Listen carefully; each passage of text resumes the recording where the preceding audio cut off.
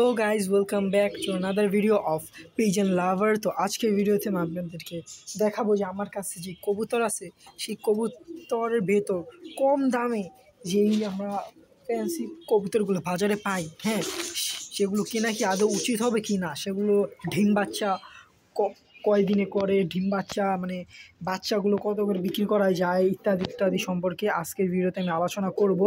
তো জানি না আমার ভয়েসটা ক্লিয়ার আসতেছে কি না। তো যারা যারা এই ভিডিওতে নতুন তারা অবশ্যই ভিডিওটিকে একটি লাইক এবং চ্যানেলটিকে সাবস্ক্রাইব করে দিবেন। তো আপনাদের পাশে আছি আমি, কাব্য। আজকের ভিডিওতে দেখাবো সর্বপ্রথম 1200 থেকে 1500 টাকা মার্কেটে আপনি পেয়ে যাবেন লক্ষা কবুতর। তো লক্ষা কবুতর মানে সস্তা আছে, বাট ভালো, মানে এগুলো ডিম বাচ্চা করে ভালো। এই যে এটা মাদি, এটা মাদি, এটা নর। এই যে ঠোকরে দিয়েছিল যেটা ওইটা নর। তো এটা হলো এগুলো বাচ্চা। এই যে বাচ্চাটা, এই যে বাচ্চাটা খুব সুন্দর বাচ্চা হয়েছে।